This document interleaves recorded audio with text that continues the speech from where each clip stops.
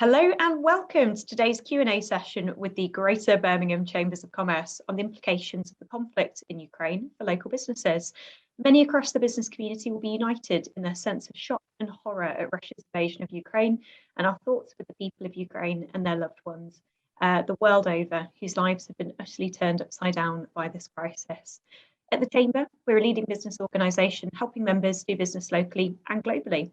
Throughout the coming weeks, the Chamber will be working to connect our members to the latest intelligence on the emerging situation and support them in unpicking the implications for local businesses, particularly by working with our expert members and patrons to do bite-sized briefing videos and resources on key areas, like this today. I'm delighted to be joined by Tom Pugh, who is RSM's UK economist, to discuss the economic impact of the current situation. Hello, Tom. Hey, thanks for having me. Oh, thank you for joining us. So I imagine this is a very busy time for you. So do you want to start by just telling us a little bit about what's happened? You know, what's going on? What are the immediate economic implications of the Russia-Ukraine crisis that we might want to be aware of in Greater Birmingham? So I think there's probably three key aspects that are really kind of worth being aware of. The first is that, there isn't that much kind of direct trade between Russia and the UK, or really Russia and the West, Europe, the US, in general. So we're unlikely to be looking at, a significant drop in exports or a big impact on some of our import values as well. What we are seeing and what we're going to see more of is impacts on kind of commodity prices and commodity availability. So the first one is the most obvious. Russia is a major exporter of natural gas and oil to Europe especially, but it's a globally significant supplier. So what we've seen is the situation over there is causing oil and gas prices to shoot back up. They're not quite natural gas prices aren't quite back to their December highs, but oil prices have rocketed through $100 a barrel. That's obviously going to feed through into businesses' costs.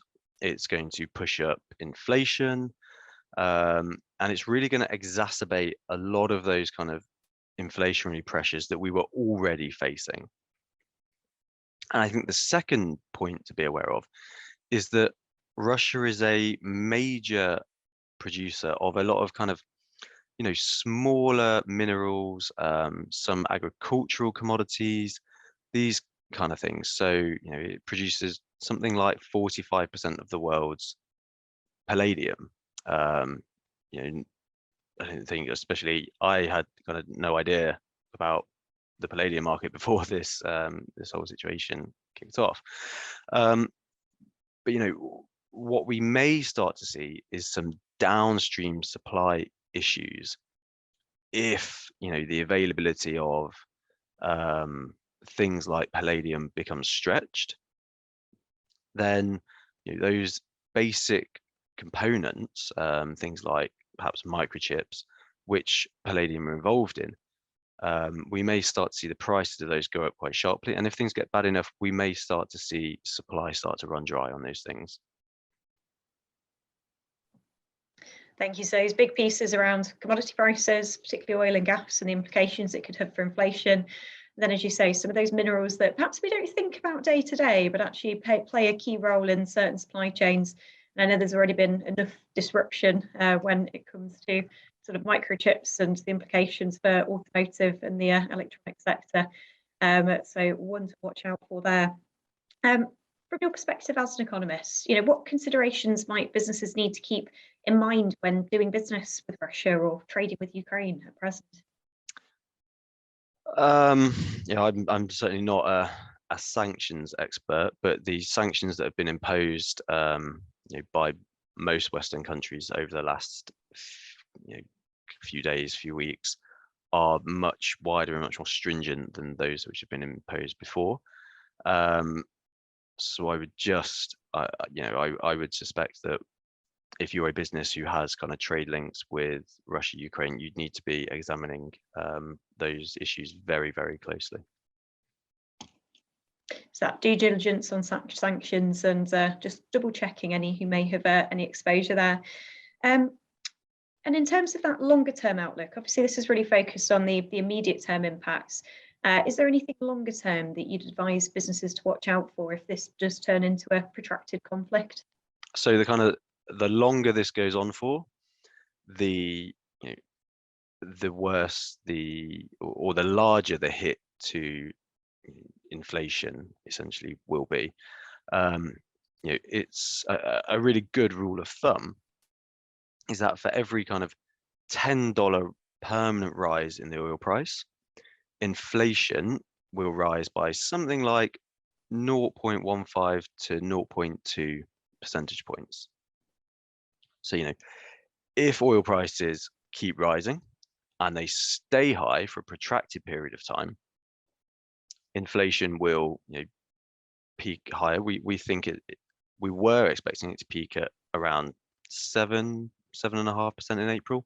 It's looking more likely that's going to be 8, potentially 8.5%. And probably a bit more important is that rather than coming down very quickly in the second half of this year, kind of early 2023, as we previously thought, if energy prices stay high, it means that inflation is going to be much higher than kind of the Bank of England's 2% target, still at the end of this year and into the first half of 2023. That's really going to start to worry the Bank of England and the Monetary Policy Committee. They've already come out and said that they're very concerned about the impact of higher energy prices, leading to people asking for higher wages, businesses putting up their prices more, and that whole kind of cycle becoming embedded in inflation. So, while the Bank of England would normally normally try and ignore movements in inflation based on energy prices, if it's clear that actually oil prices are going to stay high for a little while, it raises that risk that the Bank of England is going to find itself having to push interest rates even higher than it would like to. So potentially really exacerbating those concerns we're already seeing about inflation, energy crisis, etc., exactly. And baking it in and driving a stronger response from Bank of England on monetary policy. Okay, thank you very much, Tom. It's been really interesting to chat to you today on some of those immediate impacts. Is there anything else that you'd like to just sort of put businesses' way or make sure is front of mind for them, or any other thoughts and reflections? I think the only other thing that I think is potentially worth mentioning is that we've already seen some kind of retaliatory cyber attacks from Russia on Western businesses.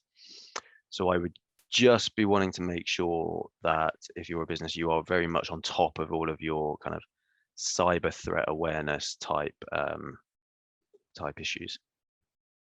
Fantastic, thank you, Tom. And as a nice segue, we're going to be shortly releasing another of these videos with a cybersecurity expert to update on that very topic, as it is very much front of mind for many businesses, knowing some of the past track record, perhaps for actors from that part of the world when it comes to cybersecurity threats.